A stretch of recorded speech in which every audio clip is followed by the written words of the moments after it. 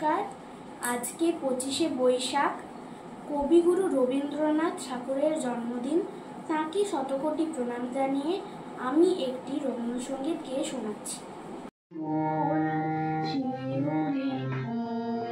কেমন ফুল এমন ফুল, শিউলি ফুল শিউলি ফুল, রাতের মায় কোন মায়ায় আনিল হায় বন ছায়ায়, রাতের মায় কোন মায়ায় আনিল হায় বন ছায়ায়।